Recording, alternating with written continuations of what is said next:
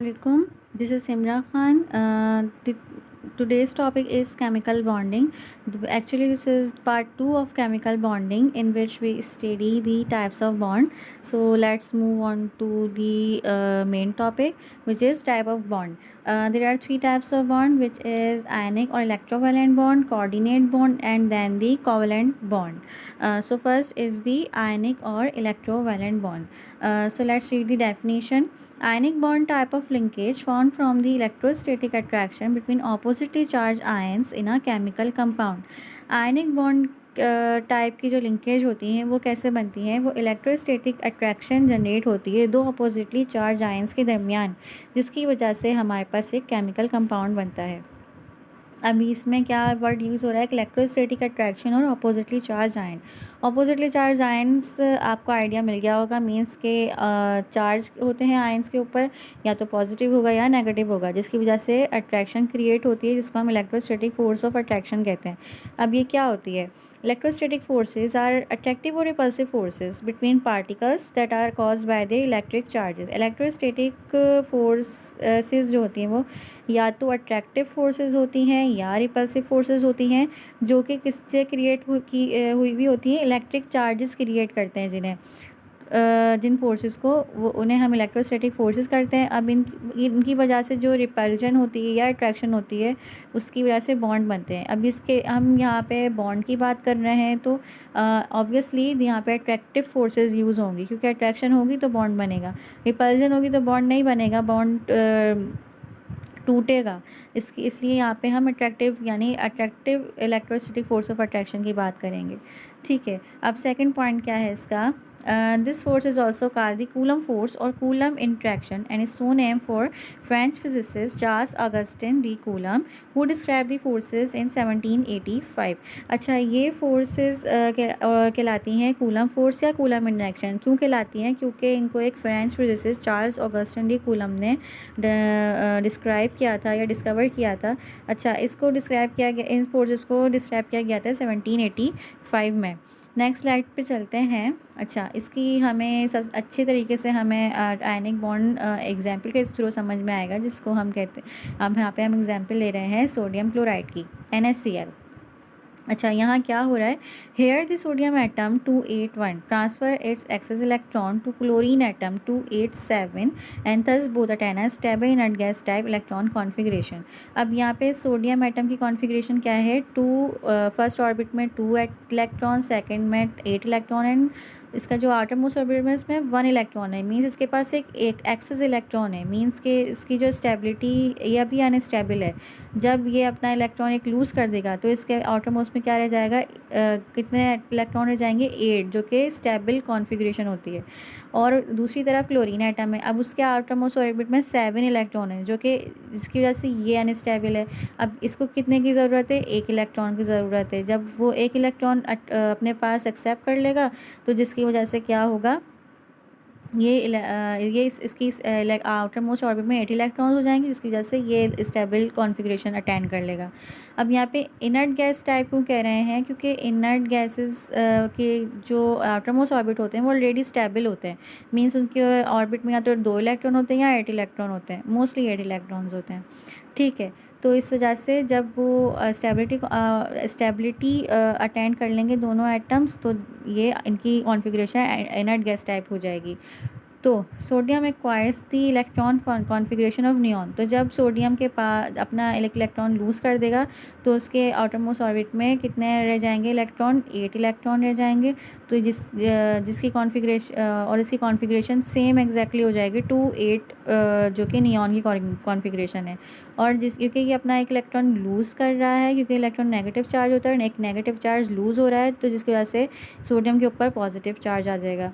तो दूसरी जानिब क्लोरीन क्या करेगा? एक्वायर कर लेगा इलेक्ट्रॉनिक कॉन्फ़िगरेशन ऑफ आर्गॉन, क्योंकि वो जब सोडियम का एक इलेक्ट्रॉन एक्सेप्ट करेगा, तो जिसकी वजह से उसकी आउटर मोस्ट ऑर्बिट में 8 इलेक्ट्रॉन हो जाएंगे, और ये इसकी सेम एग्जैक्टली कॉन्फ़िगरेशन इसके जैसे हो जाएगी आर्गॉन के जैसी, क्योंकि क्लोरीन एटम एक नेगेटिव चार्ज एक्वायर कर रहा है, तो जिसकी वजह से उसके पास एक्सेस नेगेटिव चार्ज हो गया, इसलिए उसके ऊपर क्या कौन सा चार्ज आ जाएगा? Negative charge. अब ये सोडियम के ऊपर पॉजिटिव, क्लोरीन के ऊपर नेगेटिव चार्ज की वजह से क्या होगा? दोनों की फोर्स ऑफ अट्रैक्शन होगी दोनों के दरमियान क्रिएट होगी, जिसकी वजह से दोनों अट्रैक्ट होंगे और इस तरह से बॉन्ड बन जाएगा। These opposite charge ions are held together by electricity force of attraction. तो इसकी वजह से फोर्स की वजह इलेक्ट्रोसिटी फोर्स ऑफ अट्रैक्शन की वजह से ये दोनों अट्रैक्ट होंगे और इनकी जो है वो ये बॉन्ड बना लेंगे, आयनिक बॉन्ड। अच्छा, अब सेकंड स्लाइड पर चलते हैं हम।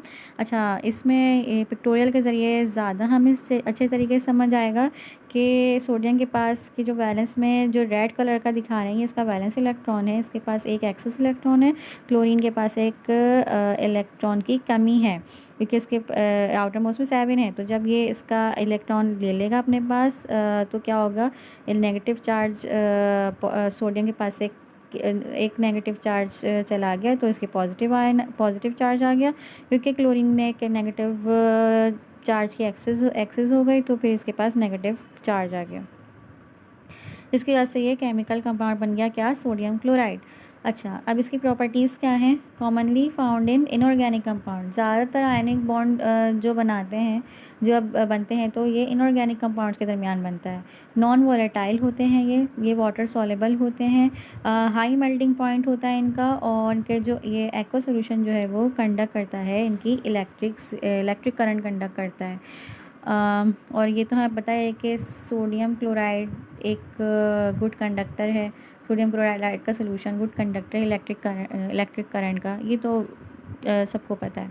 देन ये हो गया हमारा आयनिक और इलेक्ट्रोवैलेंट बॉन्ड। अब हम चलते हैं नेक्स्ट बॉन्ड की जानिब, विच है जो कि है कोऑर्डिनेट और कोऑर्डिनेट कोवैलेंट बॉन्ड। अच्छा, इसकी डेफिनेशन पे करते हैं, क्या है। Coordinate bond is a type of alternate covalent bond that is form by sharing of electron pair from a single atom. It is also called dative और dipolar bond. अच्छा, coordinate bond एक दूसरी किस्म का कोवैलेंट बॉन्ड है जिसमें क्या हो रहा है कि जो पेयर शेयर हो रहा है ना, पेयर इलेक्ट्रॉन का, वो एक ही एटम से हो रहा है। अब क्योंकि कोवैलेंट बॉन्ड में म्यूचुअल शेयरिंग होती है, यानी दोनों एटम हिस्सा लेते हैं, एक एक इलेक्ट्रॉन दोनों एटम की तरफ से आता है, जिसकी वजह से बॉन्ड बनता है। लेकिन यहाँ क्या हो रहा है कि जो दोनों इलेक्ट्रॉन है वो एक ही एटम डोनेट कर रहा है दूसरे एटम को, जिसकी वजह से बॉन्ड बन रहा है। इसको हम डेटिव बॉन्ड भी कहते हैं या डायपोलर बॉन्ड भी कहते हैं। इसकी एक्सप्लेनेशन क्या है। Coordinate bond unites two atom, यानी कोऑर्डिनेट बॉन्ड दो एटम को यूनाइट कर रहा है, one of which has a spare pair of electron. Spare pair of electron क्या होता है कि यानी एक पेयर ऑफ इलेक्ट्रॉन एक्सिस में है, किसी एटम के पास एक पेयर ऑफ इलेक्ट्रॉन एक्सिस में है तो वो अपना पेयर ऑफ इलेक्ट्रॉन डोनेट करेगा, ठीक है। And the other is short of pair of electron, and और दूसरे एटम के पास जो है वो एक पेयर ऑफ इलेक्ट्रॉन की कमी है, तो जब वो जो डोनेट कर रहा है उससे वो एक्सेप्ट कर लेगा इलेक्ट्रॉन, तो जिस वजह से बॉन्ड बन जाएगा। In this type of bonding, the atom that shares an electron pair from itself is termed as the donor। और जो एटम डोनेट कर रहा है इलेक्ट्रॉन का पेयर, वो क्या कहलाएगा, डोनर। और जो एटम एक्सेप्ट कर रहा है इलेक्ट्रॉन का पेयर, वो क्या कहलाएगा, एक्सेप्टर या रिसेप्टर। अच्छा, अब ये जो बॉन्ड है ये रिप्रेजेंट होता है एक एरो से। अच्छा, एरो कैसे होता है कि ये from donor to acceptor point कर रहा होता है, मतलब इसकी जो पॉइंट होता है वो डोनर एटम से एक्सेप्टर एटम की तरफ होता है। जब बॉन्ड बन जाता है, ये कोऑर्डिनेट कोवैलेंट बॉन्ड जब बन जाता है, तो जो लोन पेयर होता है इनका जो शेयर, मतलब जो पेयर डोनेट का हुआ होता है इलेक्ट्रॉन का, वो दोनों के दरमियान हेल्ड इन कॉमन रहता है, मीन्स के दोनों के बीच में रहता है, जिसकी वजह से जब हम इसको रिटन में लिखते हैं तो हम इसको शो करते हैं कि इस एटम से इस एटम की तरफ गया है, वरना किसी को फिज़िकली किसी को पता ना लगे कि किस एटम से एक्चुअली जो है, क्योंकि वो हेल्ड इन कॉमन हुआ होता है पेयर ऑफ इलेक्ट्रॉन। अब जैसे कि यहाँ पे एग्जाम्पल है अमोनियम बोरो ट्राइफ्लोराइड की। अब यहाँ पे दिखा रहे हैं कि जो बोरॉन है, बोरॉन हाइड्राइड, ठीक है, यहाँ पे बोरॉन हाइड्राइड है, बोरॉन हाइड्राइड है, और अमोनियम बोरॉन ट्राईहाइड्राइड, ट्राईहाइड्राइड है ये, सॉरी इस मिस्टेक हो गई है ये।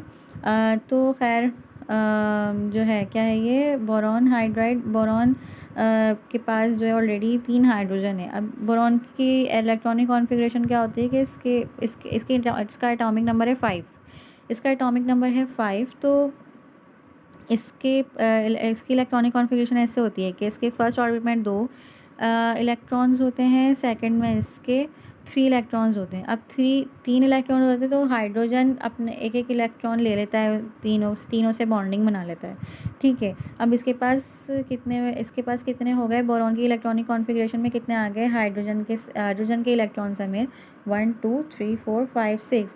अब इसको कितने इलेक्ट्रॉन की ज़रूरत है स्टेबिलिटी के लिए, 2 इलेक्ट्रॉन की ज़रूरत है। मीन्स 8 इलेक्ट्रॉन की कॉन्फ़िगरेशन क्या कहते हैं एक्वायर करने के लिए इसको 2 क्या कहते हैं इलेक्ट्रॉन्स की ज़रूरत है, तो जिसकी 2 इलेक्ट्रॉन्स की ज़रूरत है। अब इसमें दूसरी तरफ है अमोनिया।